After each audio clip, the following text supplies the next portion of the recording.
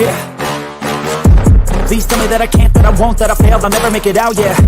Please tell me all the bad, never good, fill my head full of every single doubt, yeah. Please say any negative thoughts, I'll pop off when I hear people say I cannot. I get off to the thought of proving everyone wrong, I won't stop to the top, so you better back off and get lost. I'ma stay loud, stay proud, never running out, never heading south. I'll be spreading out, call it word of mouth, can't put me down, I'll be getting loud. You can have your doubts, not what I'm about, have your cloud, it be raining now, I keep making sound, go another round, I'm legend bound, can't stop me now.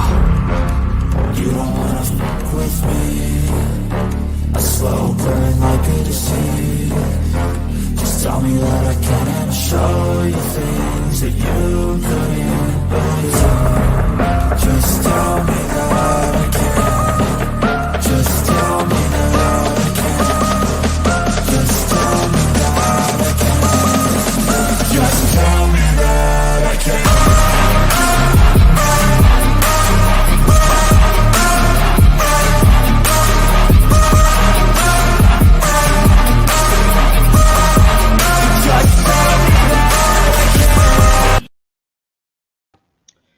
Hello, tropical fish keepers. Welcome to Aquatic Wetline, Fish Keepers Roundtable. I'm Aqua Alex Cardinale, one of your hosts. And at this moment, I'd like to introduce my co-host, Steve from Steve's Aquatics. How are you doing today, sir? I can't hear you, Steve. I'm sorry. Can you hear me now? Yeah, I can hear you now. I'm doing great. Perfect. Now I'd like to introduce our very first guest. He's a good friend of mine, but most importantly, he's a South and Central American cichlid keeper and breeder, James Anthony. James, how are you doing today, sir? Good, how are you? I'm doing great. I'm glad that we're finally up and running now. Yes. I know, right? Technical difficulties. Very true. So today I figured we start off with a very basic topic, and that would be aquarium hobby basics. So one of the first things I wanted to talk about is how we each got into the aquarium hobby. So Steve, how did you get into the aquarium hobby? I actually got in by chance. My son came over and he brought some of his stuff, and he included his fish tank. It was a 20-gallon, and it had a few fish in it. And as the weeks went on, I found myself taking care of the fish, and I just happened to like it. So I started to search for some information on it, and that's how I ran across Aqua Alex here and his podcasts, and that's how I got started. Little by little, I bought tanks, and now I have about 30. Nice. So you have quite the collection. Quite the collection. So James, how did you get into the aquarium hobby? Well, it all started with a beta when I was little, and then had a couple goldfish. My aunt had tanks, and then her boyfriend had some big tanks, had some Jack Dempsey's, snakeheads. So I was always fascinated by it.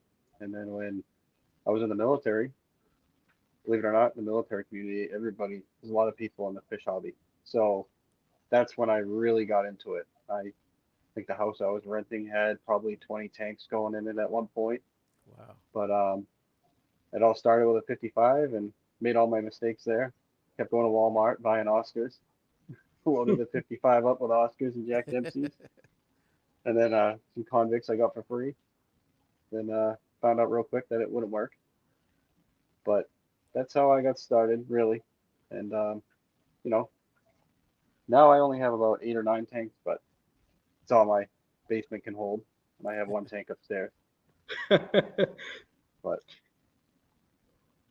I've always really loved Central and South American cichlids. I've done Africans and done peaceful community fish, but really love the Central and South American. Yeah, cichlids are cool. I like Central and South American myself. It seems that Oscars are everyone's first cichlid. Yeah. I actually started with the African cichlids, and then I moved into the South and Central Americans. Yeah, they're definitely fun. They're challenging, especially if you want to try to keep a community tank. But it's doable. Yeah, you can't really keep a community tank with the Africans, that's for sure. No, I've tried. Yeah. I've never had African cichlids. It's funny, I've kept almost every freshwater fish except for African cichlids. Their color is amazing, but unfortunately, with their brilliant color comes like a really, really bad temper. Yep. They don't like anything but their food, and that's it. Yeah, I've tried to keep more females than males. I've tried to keep strictly all males, and I've just always run into issues with them, no matter what I do. I've had a tank. I had a 180-gallon tank, tons of holy rock, nice stuff, and plenty of hiding spots. And it seemed like every week I was pulling a dead fish out. Yeah, So it's challenging. it could be heartbreaking when you have a beautiful colored up fish, and then the next morning you go out there and it's just torn to shreds. Yep. I've had Frontosia before, but that's the only Africans that I like is the Frontosia. They're very beautiful. They're actually one of the more mild African cichlids you can get.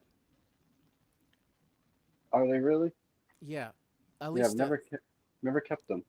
yeah, but unfortunately they get huge, and you got to have a school of them to really appreciate them, and then you need at least a 180-gallon tank. So that's why I haven't kept them. Yeah, definitely in the future, I want to get a big tank to dedicate to Frontosa.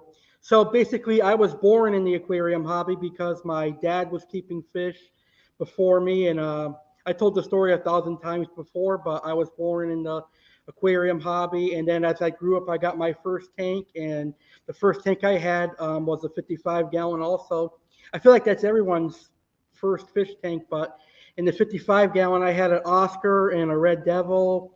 I think a Pacu and a Pleco. So I had to return some of those fish, but that was my first tank, and that's how I got started in the aquarium hobby.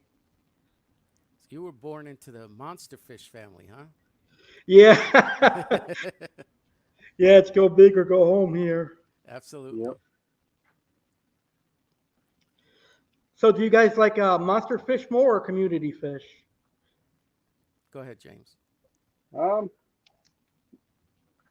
it's funny. I like both, but that's why I tend to. I've had plenty of community tanks where I've had Central American cichlids, and had them for 3, 4 years. I think I had a 210, and I had uh, it was loaded with Central American stuff. You look at and say, how are these guys getting along? How are you not getting dead fish? But I just completely overstocked it. I had a lot of sponge filters, I think two FX6 on there.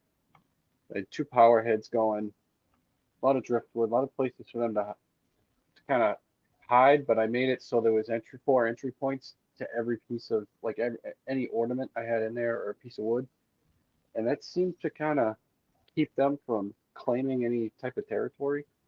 And there was always movement in the tank, so nobody could really kind of sit in one spot and claim it. So, and I raised them all from when they were juveniles.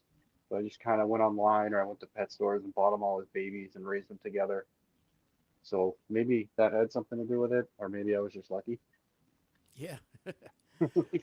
Myself, I have a few monster fish, but mostly I keep community fish, but larger community fish like rainbow fish. And right now it's actually considered an African, but not really the typical African fish. It's a jewel cichlid, but it's the turkana, and they're one of the more milder African jewel cichlids. And I have a 70-gallon tank with about 12 of them in there. They're a beautiful peach color, and they have an electric blue fins all around. They're really beautiful. I'll definitely have to check that out. They sound Yeah, nice. they're very popular right now in the hobby for the last 2 years. Yeah, jewels are very colorful. I like the larger growing fish because they have a lot of personality and it's fun to watch them meet. But some of the larger community fish, like the silver dollars, um, as you guys know, I'm a huge silver dollar fan. I've got red hooks, black bars, and even my lysoma and some flagtail procholotus. So I have a mixture of predatory fish and some community fish, but I tend to keep the large growing community fish like the silver dollars and the flagtails. Yeah, you love your flagtails. I know you push those pretty hard. I still have to get one of those. Yeah, they're pretty awesome. They're a great algae eater, and they also eat other foods as well. Yeah, that was like the best tank that I ever had by far as looks and everything. I had a my 125. It was a fully planted tank. I did it right with the CO2 and everything. And I had discus in there, I think rummy nose tetras, serpent tetras. I had cardinal tetras. Just anything that was good to look at was in that tank. Like I fish swimming on all different levels, top, medium, bottom, and it's probably something I did wrong. I don't know, but I ended up having a huge case of black-haired algae, and it was Was it a just a planted tank? yes. Yeah, that comes with the territory. Same Yep. thing happened to me. I had a beautiful rainbow fish tank with all kinds of rainbow fish, but I had it heavily planted, and it seems like I woke up one morning and it was just covered in black hair algae. And Yeah, once you get a bad case of that, it's very hard to get rid of. yep. Everybody was telling me like, oh, you can do Chinese algae eaters, or you can do flagtails, I believe. There's a couple other things, but then they were like, well, you have discus. They might try to eat eat the discus slime coat, Oh yeah. stuff like that. And I was like, oh. So I ended up bringing them all to the pet store and saying, yep, here you go, it's a gift. So you got Yeah, a and I flagtail? no, I know I gave all my discus up and all my fish in that tank up and went back to Central Americans. I was like, I'll stick to what I do best. Oh, that's cool. So Alex, have you gotten any community fish yet, like small ones? No, not yet. I did have some black skirt tetras, but my vulture cats ate them. I bet you that was fun. Yeah, I saw it happen. I kind of expected it, but they were just in there for dither fish to stop my peacock bass from fighting And did it work? temporarily until they couldn't catch them. Uh, The vulture got them, though. I don't know how that happened. I have a question for both of you. I'm very partial to acrylic tanks. How do you feel about acrylic tanks, and do you have any? Acrylic tanks, I don't have any at the moment. I almost got one, so um, I don't know what to say about acrylic. I never had them. I've had only Aqueon and glass aquariums, but acrylic tanks look nice. I'm afraid that I probably would scratch it up when I do water changes, though. Yeah, I've only owned two acrylic tanks, and one of them when I was stationed at Fort Hood in Texas, and I was searching Craigslist, and it was this really a huge tank, and the lady had it advertised for like $800. So I wrote her, and I told her, I said, can you tell me a little bit about the tank? I know you want 800. Would you be willing to take six? So she let it go for six. It was a homemade stand, so I mean it was okay. It wasn't anything special. Had a canopy, and since that was my first big tank. It was close to 200 gallons. It had a sump in it. Being new to the hobby, I didn't know what the heck a sump was. So I'm like, oh, I got the thing back to my house, and I'm looking at it. And I'm like, this thing built inside it. I mean, it's taking up so much tank space. So me, not being, not doing my research, I went and took a Dremel, dremeled that thing right out of there, made a lot more tank space. I mean, it held the water fine, Right. but I did notice it gets scratched up very easily. Um, so I really like glass. That's like my go-to. It's more affordable. Um, Plus, there's always specials like PetSmart, $700. You get a whole 125 tank with everything except the filter. So, and then Petco has their dollar a gallon sale. So I always stick with the glass. It's a lot more affordable. The reason why I pick acrylic is because safety reasons. Number one, I live in California, so we have earthquakes, and quite a few things have fallen on my acrylic tanks, and not one time have they ever broken. Where glass tanks, you run that possibility. And two, because they're welded seams chemically, the chances of a leak are almost non-existent. And I've never had one leak, and I have almost 30 acrylic tanks, all different sizes, old ones, new ones, and so I trust them a lot more than the glass tanks. Are you able to? How are the prices out in California? Because I've known some hobbyists online, like they have just tons of tanks, like glass or acrylic, and when I look up the manufacturer, it seems like most of them are made out in California. So I don't know. Can you guys get them cheaper? Because you can go right to the manufacturer and buy them.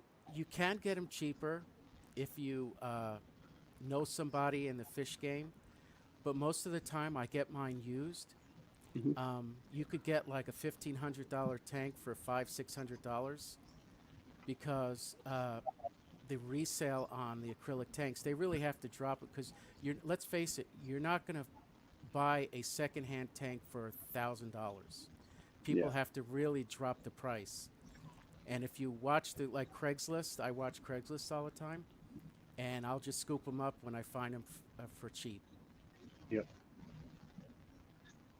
Yeah, that sounds like me when it comes to glass tanks, big glass tanks here. Because you don't see acrylic tanks on like Craigslist or Facebook Marketplace up my way very often. Oh, really? What Yep, state are it's you in? mainly. I'm in Massachusetts. I live Massachusetts. Okay. right on the coast, about maybe 10 minutes from the New Hampshire border. Okay. So I'm kind of lucky because I have like 4 or 5 states I can try to cherry pick from. That's right. It's not maybe a 2 hour drive to, middle of Connecticut. It's an hour and a half to Vermont. So not too bad. Is that where you met Alex? I actually met Alex on a forum called Pangaea Aquatics. Oh, It okay. was based out of, I think the guy lived in Londonderry, New Hampshire, and he started a forum, and it ran for quite a few years. But I don't know what happened. One day it all of a sudden got renamed to something else, and then it shut down. Well, So, but I've always, been had Alex as a friend on Facebook, and then I noticed he started doing the YouTube show, so I always, watch those. So yeah, I've known him he's through one the of the best forums a long YouTubers. time. Yeah, some of the stories are funny. I think I told him my favorite one was when his catfish ended up tearing up his dad's black piranha. Oh no. The Axodorus niger. I actually have one of them now. It's only 8 inches, but it could do damage to other fish. Oh yeah, it reminds me a friend of mine who worked at a pet store when I was in the military down in Texas. He had a really nice like blue carpintis and escondido, big spot, Texas, full grown, beautiful fish. And he's like, "Hey, I'll let you have this. I know you really like it." So he gave it to me, and I took it. But I had him in a tank with wild caught Texas cichlids because down in Texas you go fishing and you catch the Rio Grande perch, which is Wow. Texas cichlids. So I was like, "Why am I gonna go buy these in the store when I can catch them with a worm?" That's right. So I used to catch them wild, and one of the wild ones just tore that thing up within like 6 hours. I went Wow. to bed, woke up, and he was swimming upside down. That's crazy. So yeah, that was bummed out about that. Alex, didn't you have a eel that escaped from one of your tanks? Yes, that was a fire eel.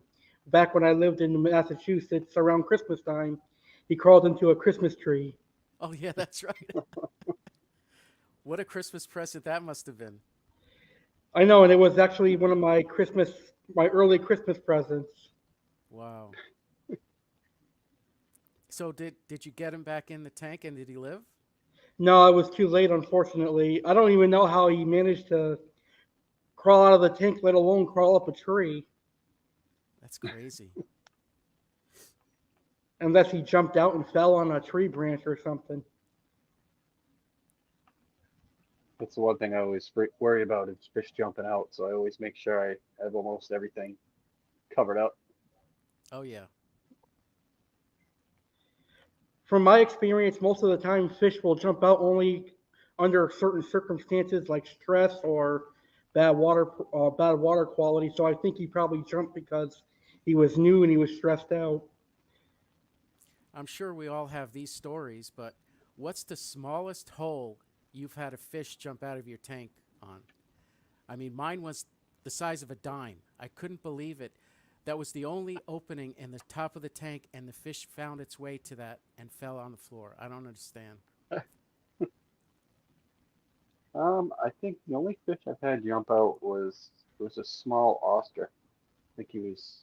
I had only owned him a few months, and I think it was a Jack Dempsey. This is when I had my first 55. I think the male Jack Dempsey I had, he was chasing him around, and the Oscar took a leap of faith, Wow. but he ended up surviving. Oh, wow. Yep. But I ended up going and buying another 55 right after that, so I can started stocking that one with the fish that I had overcrowded in that tank. But I learned real quick you can't keep a ton of Oscars together in a 55. What about you, Alex? Knock on wood. In recent history, nothing has jumped out for me, and I find that. Well, actually, that's not true. When I first moved my fish into the 125, I had a flagtail jump out, but the tank wasn't covered at the time as I was transporting new fish. But other than that, I haven't had any fish jump out except for that fire eel, and he must have crawled out through the opening where my hang on the back filter was. I got you. Yeah, it's crazy. I've had arowanas, and not a single one of my arowanas have ever jumped, and I've had two or more together. Now, do you have to keep the lids with arowanas like a brick on top or something? Because I've heard stories where they actually jump and push the lid open and fall on the floor. Yeah, yeah, you should have something heavy. I have when I had arowanas, I had rocks on them, but the only time my arowanas jump is when I was doing water changes, and I always do like 50 to 75%. So the water's so low that they can't get out anyway when I do water changes.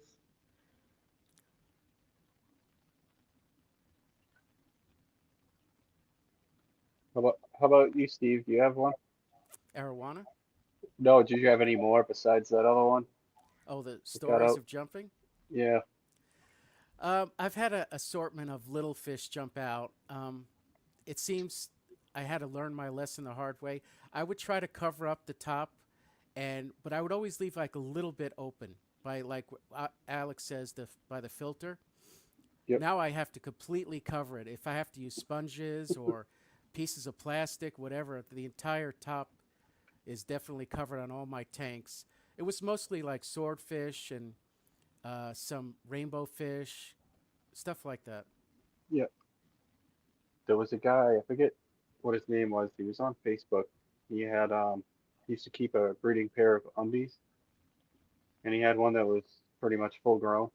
And he would just sit there and make videos every night of the thing. It would just go up and just start ramming into the lid. You'd hear the light bounce up and down. Wow. Pretty funny. But yeah, So, that's the so how only many two I tanks remember do you having. have, I James? have, I mean, upstairs I have a 125, which is like kind of like a display tank. I have 9 albino threadfin acaras in there that are small, and then I have 9 redhead tapajos. Put the slow growing ones in there for a while, and then I Yeah. have a female and a male blue German ram, and then I just noticed they, they call them the Cyclosoma or ornatus, but they now call them the Mesoheros. Was it Gifforus or something? Okay. Um, anyways, I had 3 of those, and it looks like I had 2 pair off. So I took the odd man out and put them in that tank because I've read that they're not as aggressive as the Feste, even though they're the closest relative. And so far, it's been fine. But then I have another 125 down here.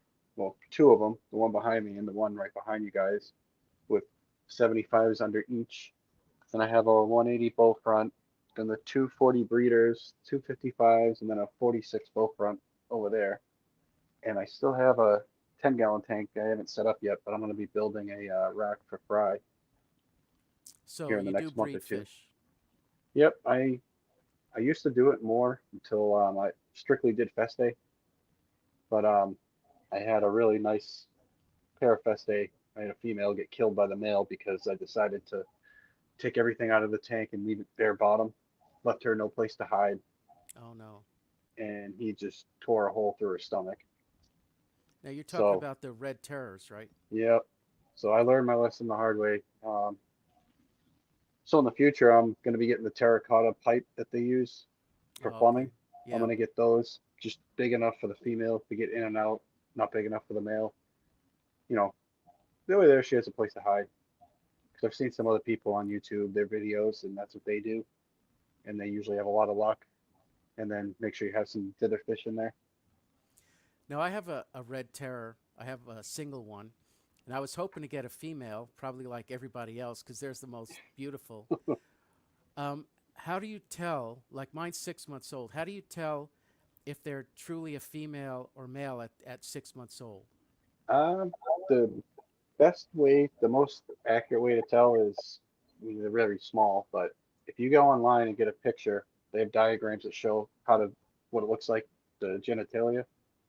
So when you look at that, you'll see that the female's genitalia is typically bigger and larger than what a male's would be. And Okay. that's the most accurate way to tell. But I usually look at them as they're growing. The best way to describe it is a female will stay fairly darker, and then she'll start getting this black and kind of little orange, reddish tint to her. Mm-hmm. And that's probably like the only way to tell. I mean, males will tend to get like the turquoise on their face a little, Right. and they'll just have like a lot of like pearls in them. Now, do the So, males lose their stripes, the bars? um, they don't they don't lose them completely. They're always there. If they get really stressed out, you'll see the bars. They'll come out. Other times I've seen them to where they go into breeding mode and you'll see them all barred up. But they definitely don't have like the nice orange the females get. So Last question. Do the females only exhibit those bright, beautiful colors when you have a male with her, or does she do it on her own? the ones that I've had, I've had my 180 filled with Veste just to grow them out, and I noticed the dominant female is typically the one that's always very vibrant. But when you keep any of the females alone, I've always had them with their nice colors. Oh, So okay. they always That's stay good to colored know. up. Thank you. Oh, no problem. So speaking of Festays, red terrors, I finally have one now. Yeah, I saw that at the beginning of the video. Congratulations. Thank you. My friend James sent it to me. It's a very gorgeous fish. Yeah, I've been wanting those for a long time, and I have him in his own tank, and he takes food right out of my hand, and I'm saying he. I don't know if it's a he, but it's one of my favorite fish. Really is. Yeah, they have a ton of personality. Um, like behind me, down below here, I have a 75 that has I have 9 Feste in there that are about an inch and a half that I bought from a guy. He's called the Cichlid Dojo. Oh He's yeah, got a I've heard YouTube of him. channel. Yeah. So he gets a lot of wild caught fish, and the fry I have are F1 fry off his wild pair. Oh wow. So I'm gonna grow those out, and then a fish store about an hour away, Uncle Ned's. They have some wild caught Festes, so I'm gonna go down there and get a group, and hopefully I got different bloodlines, and then I can see if any of them pair off. I'll just take the males out of that group and the females out of the wild caught group and see what happens. Well, the F1 group. Yeah, they mix those genetics. Yeah, I told Alex. I said the ones that I don't end up keeping, I go, I'll send some. I love that. Definitely. So what are your guys' favorite fish? Well, Right now, I'm going to have to say it's the albino Hikari. Like James says, he has some. I have 6 in a tank, and they're about 8 months old. They're just starting to get those long red streamers that they get on their fins. Beautiful, beautiful pale pink and reddish coloration to them. One of the most beautiful fish, I think, in the hobby.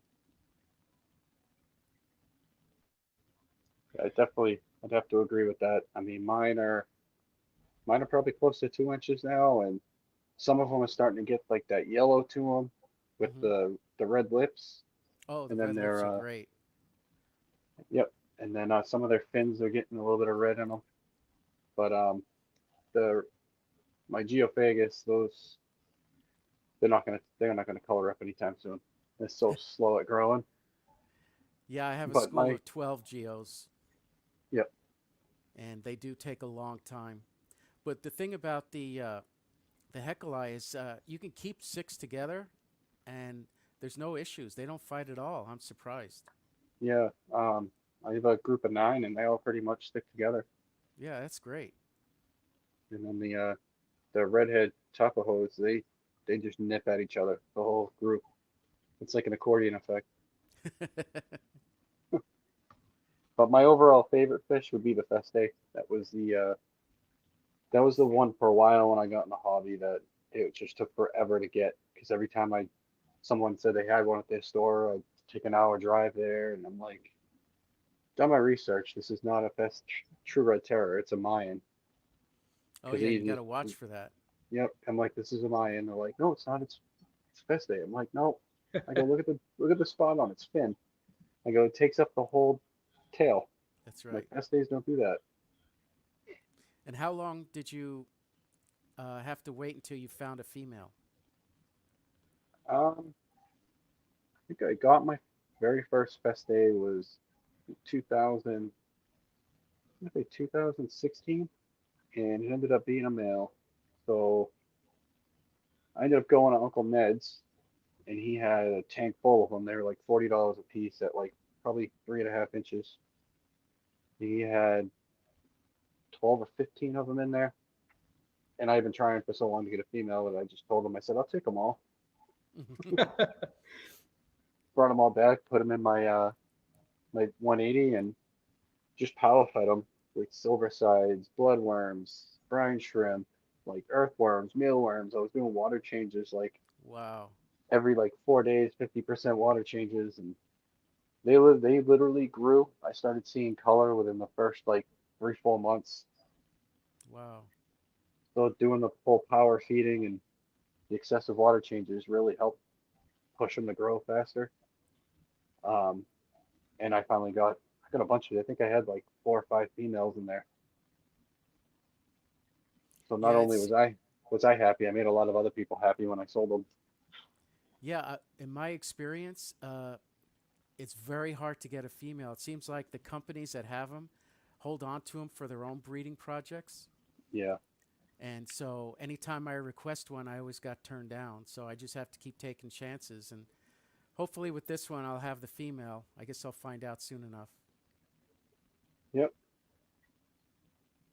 And if you yeah, the I think the last time I bought fish from the Cichlid Dojo, it was like $8 for the $8 a fest day, and they were an inch long.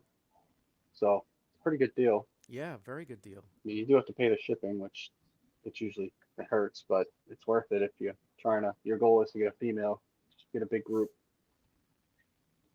Speaking of shipping, have you guys noticed the outrageous shipping charges now? It's incredible. Yeah, I just shipped Alex the Jaguar and the Feste, and the box was about 10 pounds, and I used like a 17 by like 14 by something box from the post office, and I lined it with styrofoam. I used large bags that one of the pet stores around here gave me, double bagged them, 1/3 of the way with water, the rest. This is funny, and I'm surprised it worked, but I didn't have the right regulator for the oxygen bottle, so I ended up running to Dick's Sporting Goods at the last minute and buying one of those boost oxygen canisters for athletes, Oh, yeah. and I just held it in the bag, and that's what I used, and it worked. But Wow. So the rest of the bag was oxygen, and then I just stuffed it with newspaper for insulation. And it cost like $109 to do second day air express through USPS. Wow. And I didn't have the right heating packs because it's still cold up here. So I needed to make sure that they made it to Florida, you know, with the heating pack still working. And I couldn't find any because winter's not still not. They don't have them anymore because it's not winter. So I ended up using Thermacare heat pad, Hmm. That's a good and it idea. worked. Yeah. Yeah, stuck it to the inside of the lid on the styrofoam, and it stayed heated. Alex said it was still warm when it got there. Wow. Yeah, you did a great job. They came perfect, and I acclimated them, and they're doing great. Yeah, it seems like the best thing to do when you order fish is you got to do the 1 or 2 day air. Anything longer than that, you're taking a chance. Yep. Um, One other thing too is the fish I sent him because they were so big. I ended up fasting them for. They didn't eat for like 4 days. So That's a great idea. so when they got there, I don't know if Alex remembers, but there wasn't much crap in the bag at No, all, there if wasn't any. any at all. Yeah. So because when I was doing my research on shipping, they said one of the big killers is when the fish is going on the bathroom in the bag in that water. It's not a lot of water, and there's not a lot of good bacteria in there to break it down. So the fish ends up dying from dirty water, poor water quality. I heard that when you open the box for the fish and then you open the bag, it toxifies the ammonia in the water. So what I do is as soon as I open the bag, I add a couple of drops of prime. Yep. This way, it gives me time to acclimate the fish without them going into like a pH shock or ammonia shock. Yeah. Yeah. Before I shipped it, I gave it a little bit of bio booster and then put some prime in there. The one thing I forgot was is in all my tanks, I take the small sponges out of the Aquaclear filters. Yes. I buy the small ones and I just put like 3 or 4. I hide them in the tank just loosely behind stuff, just so just more beneficial bacteria grow. So I Yeah, forgot I was gonna cut some chunks out of those and put them in the bag, that's a good idea but too. I forgot. But it all worked out. I was What freaking out. I was nervous. What about shrimp? Any of you guys get into shrimp at all? I did when I was trying to get rid of my black-haired algae, but all my fish ended up eating the shrimp. Yeah, I have blue shrimp and red shrimp in their own tanks, and I I don't know. I enjoy them. Maybe you guys with the monster fish, you probably wouldn't enjoy them, but I love seeing among the green underwater plants all those colorful shrimp. I think it's catching in a small tank. Yeah. Yeah, they are nice. If I end up selling my house, because my house was built in the 1930s, so Wow. it's where I have my 125 upstairs. I had to buy floor jacks from Home Depot to put under there just to make sure it Wow, didn't do anything. But when I get a newer house, I would love to have a really big tank with community fish. I that would probably be won't do beautiful. planted, Yeah, I've but gotten I into would. plants now because they help with the water quality. Yep. And it seems, in my opinion, the mistake people make when they get into plants for the first time is they put too strong of a light on their tanks, and that's what causes the algae.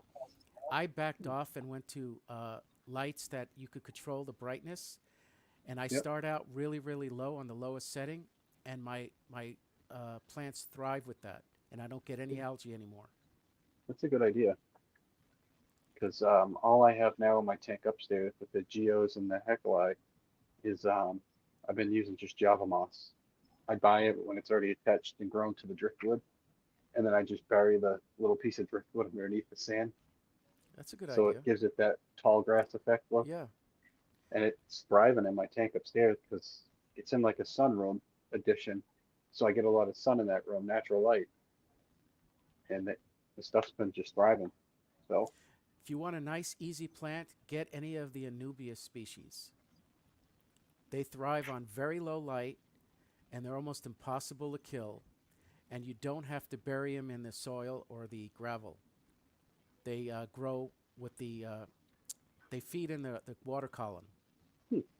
I'll have to try that. I was thinking of getting some and then using like really small fishing string to tie them to my driftwood, It's a great idea. see if they grow. What about you, Alex? You have any plants?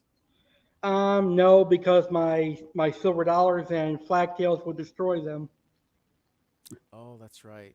and the severums. That's a shame. They probably breed on them. What about fake plants? I have fake plants in there. Okay. Yep.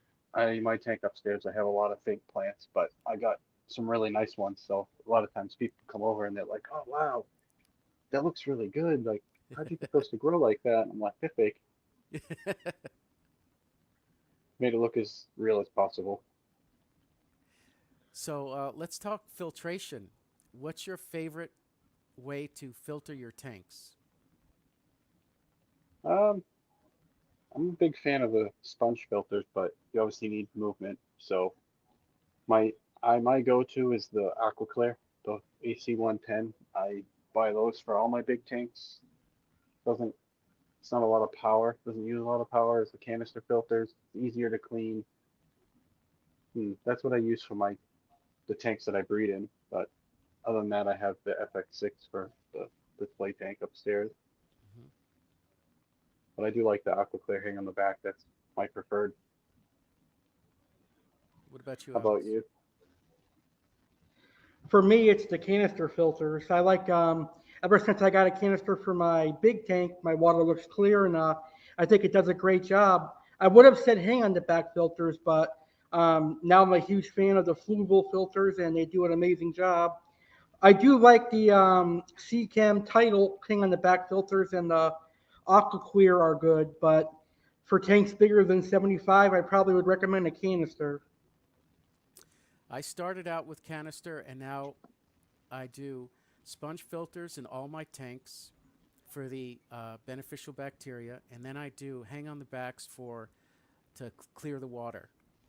And the reason why I do it that way is because where I live, you get a lot of power outages, and with hang on the backs, once the power goes out for any length of time, you're kind of sunk with beneficial bacteria.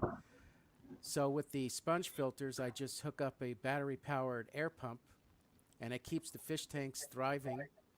And then when the power goes back on, all but the aqua clears start by themselves. And I don't know if you've run into that trouble, but it seems like the aqua clears, they don't start up after a power outage all the time. No, I noticed mine, if the power goes out for a long period of time, they'll just completely drain the water right out. And in order to get it running again, you got to fill it back up. Yeah. And if you're not home, that could be a problem. Yep. But I mean, that's why I tell everybody, I said, I just think if you can hide it, or you can get the ones that stick on the back of the tank in the background, the sponge filter, like, oh, they'll never do you wrong. Everybody should have sponge filters, even if they have other ways to, clean their tank with filtration. Because even if, like for instance, if you breed fish, the babies can feed off the sponge filter too. Yeah, which that's is an what all added mine benefit. do. Yeah. Yeah, like right now I have a 40-gallon tank that has a breeding pair of topaz cichlids. Hmm. The biggest they get is the male is like 3.5, 4 inches. And I have a ton of fry, and you'll see them all the time just feeding off that sponge. And that's the only filter I have in that tank. Wow. Now, do you grow your food like baby brine shrimp? I don't, but once I get this little fish room down here set up, I'm gonna try to do that, hatch my own brine shrimp, because I need something better than just crushing flakes up for babies. So Yeah. I'm probably losing more than I could be keeping if I fed them baby brine shrimp. Yeah, it's an incredible food. But I don't mean to.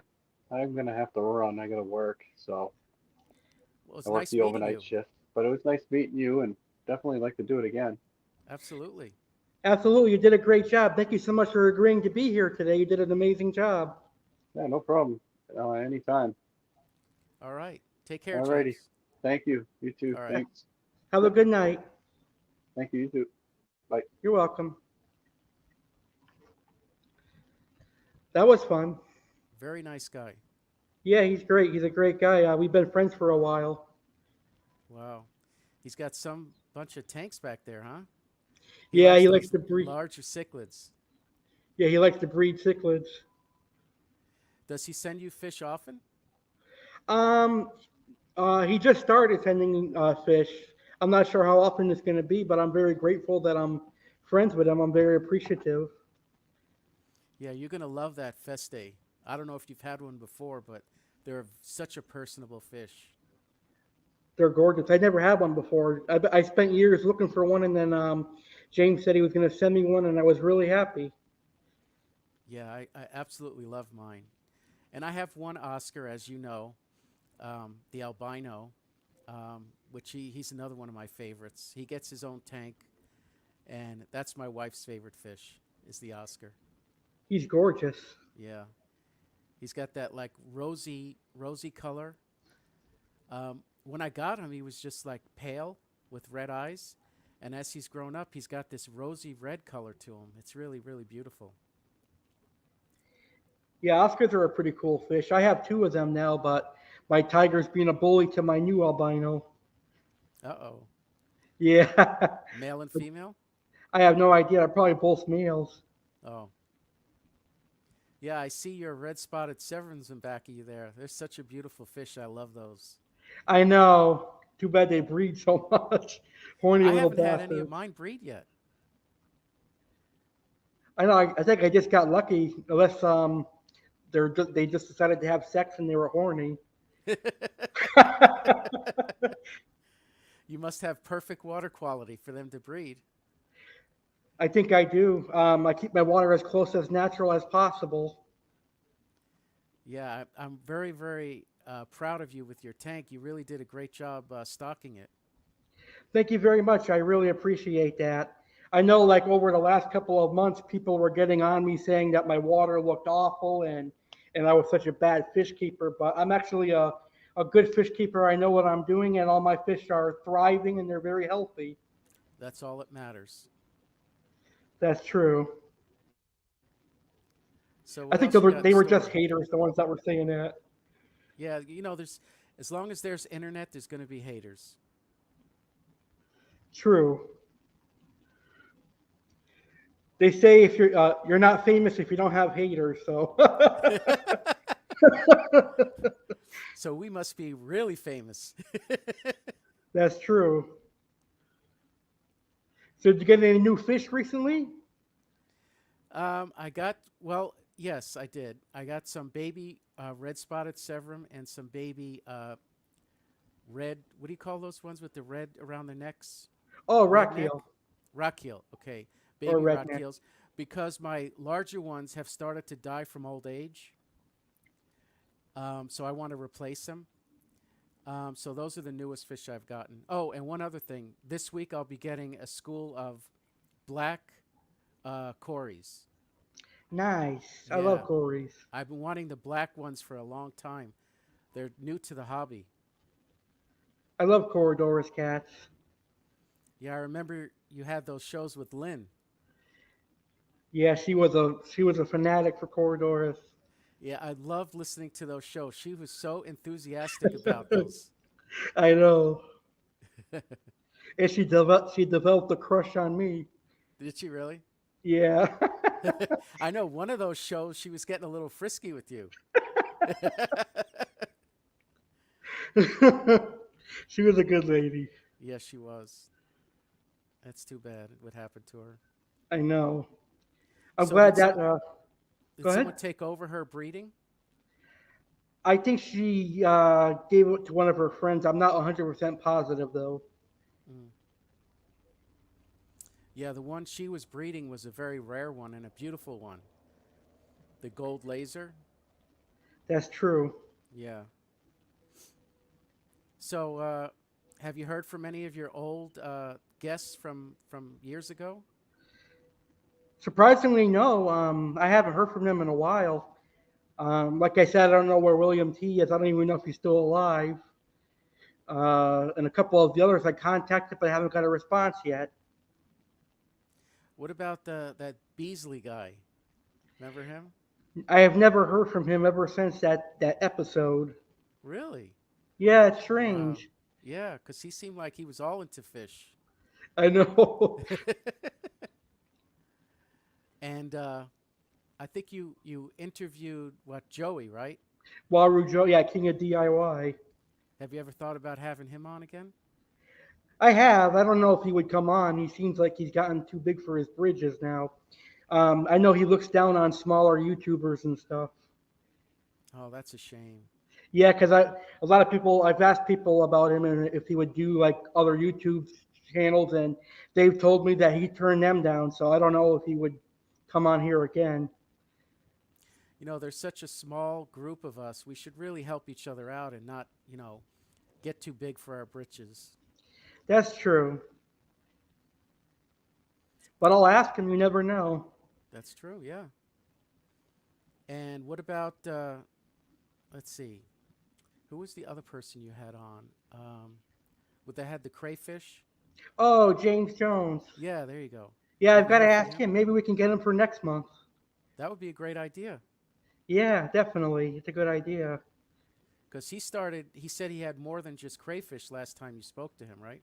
Yeah. I'm gonna contact him after our show and see if he'll do our show next month. That'd be great. I'm glad that you helped me bring back Aquatic Wetline. This is gonna be a blast every month. I'm so looking forward to it. I know. I thought we were gonna have so many technical issues, but I'm glad it worked out. Yeah.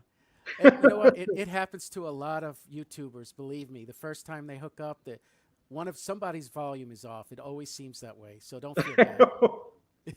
I know. It's like, oh no, what am I gonna do now? So when's your next show? Tomorrow I'll be doing my Ask Aqua Alex Live Fish Keepers Q&A at 10 p.m. and 7 p.m. Pacific. All right.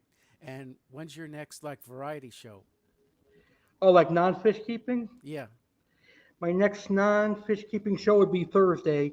I have a cooking show at 4 p.m. and then I have my Keeping It Real show. I'll be talking about animal attacks. Do you remember Travis the chimpanzee from Connecticut? Oh yes, who could forget that? I know. That'll be one of the main topics of that show. I'm definitely going to tune in for that. Yeah, that's a crazy. Who would want to keep a chimpanzee as a pet? And people do it all the time. I don't understand it. I mean, it's like caging a human being. Sooner or later, they're going to go crazy. I know, and they have the strength of 5 humans in one. Yeah. And they don't fight fair either. I know. They go for the genitals and their face. That's gross. Wonder why they do that. They want to make sure you're put down, I guess. They don't fight fair, that's for sure. I know, and they rip your fingers off one by one too. With their teeth. That must have been painful. I hate to say this, but if I was that guy, I don't know if I would want to live after what happened to him. I know. It was awful. I felt so bad. It's terrible. But I guess they're doing great things with plastic surgery now. Yeah, that's true. It's pretty scary situation. Yeah. Oh boy. So what else is new? Nothing much. I started a new job at Palm Beach Zoo working in the gift shop. Oh, that's right. How's that going?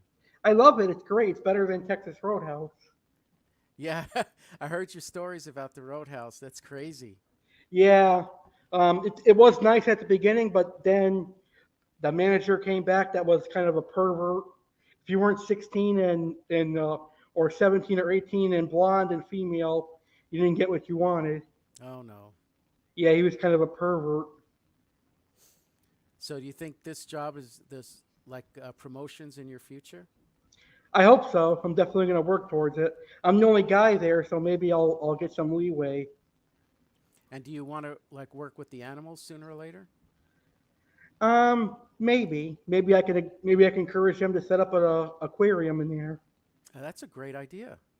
They have one little aquarium that is dedicated towards Project Piaba that has all cardinal tetras in it. I love cardinal tetras. Me too, and they have an axolotl tank. Oh, wow. Have you Yeah, ever it's pretty kept cool. those? No, I've never had axolotls, but I do want some.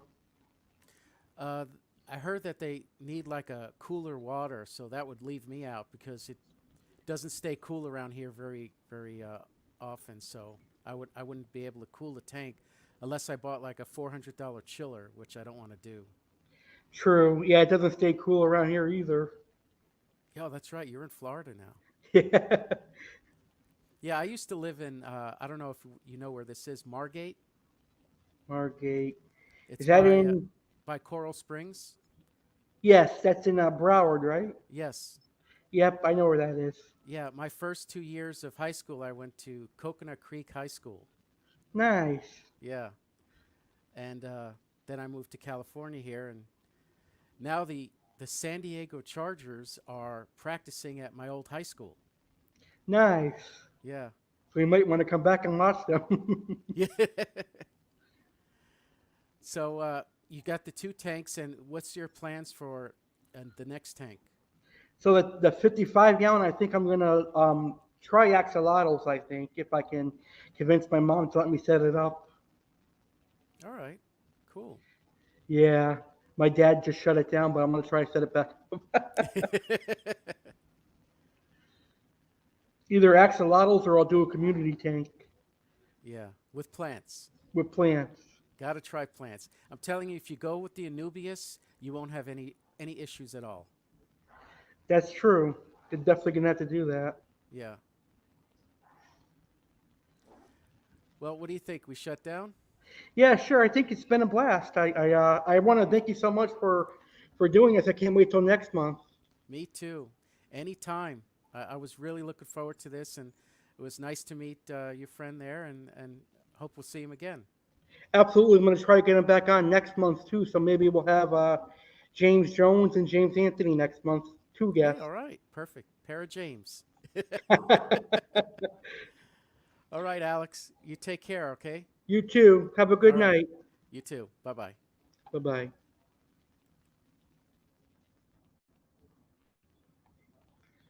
All righty. So there you have it. The debut of Aquatic Wetline Fish Keepers Roundtable was a success.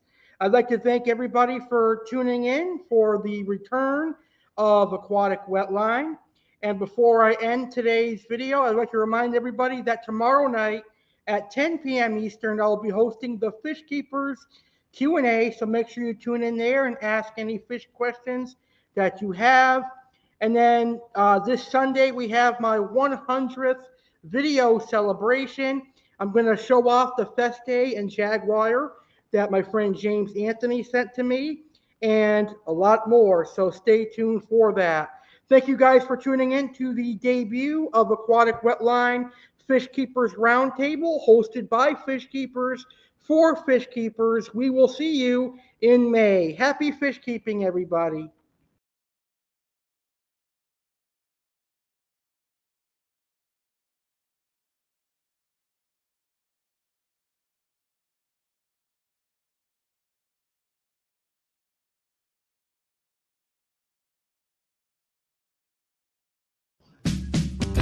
Hey fish keeping friends, Aqua Alex here.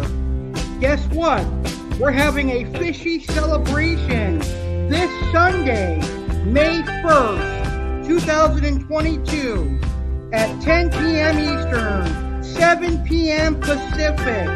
It will be the 100th live stream video of Aqua Alex Live. And the celebration takes place right here on my YouTube channel, the legendary Alex Cardinale, this Sunday at 10 p.m. Eastern, 7 p.m. Pacific. On the 100th live stream of Aqua Alex Live, you can expect many great surprises. The first thing you can expect, see my fish eat. I'm going to do a fish feeding on my 100th video. I will feed my wolffish, I will feed my Oscars, my peacock bass, my silver dollars, my vulture cats, and all my other fish, tilapia, shrimp, and pellets. I'm also going to do a local fish store tour. I'm going to take you around one of my local fish stores, and you'll be able to see all the amazing fish that they have in stock. One cool thing I'm going to show you is the native fish and aquatic turtles at my job. You guys know that I work at Palm Beach Zoo, and in our cafe is outside of a nice pond in a big lake, and in that lake we have a lot of exotic fish like gars and Mayan cichlids. So you're going to see some of the native fish there and the aquatic turtles at the Palm Beach Zoo. Also on the 100th live stream of Aqua Alex Live, you can expect to see what new fish I get. And in honor of our 100th video, my good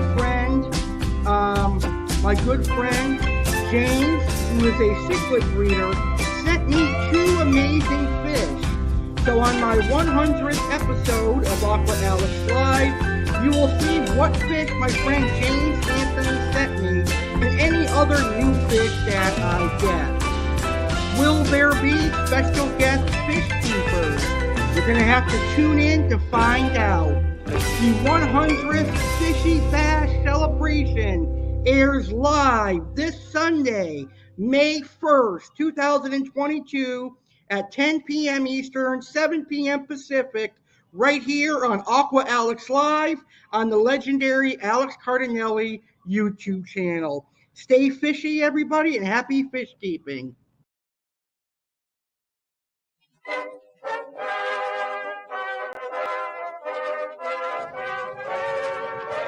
Ted Hood! Sergeant Alex Cardinale here, inviting you to be a part of the inaugural Memorial Day 2022 Bash, hosted by me, Sergeant Alex Cardinale. The inaugural Memorial Day Bash airs live Monday, May 30th, 2022 at 9 p.m. Eastern, 6 p.m. Pacific, right here on my YouTube channel, the legendary Alex Cardinale. The 2022 Memorial Day Bash is being hosted by me, Sergeant Alex Cardinale. And on the Memorial Day 2022 Bash, I will discuss the history of Memorial Day, and I will discuss why we celebrate Memorial Day. We're going to pay our respects to all the brave men and women out there fighting for us and this great country. USA! USA!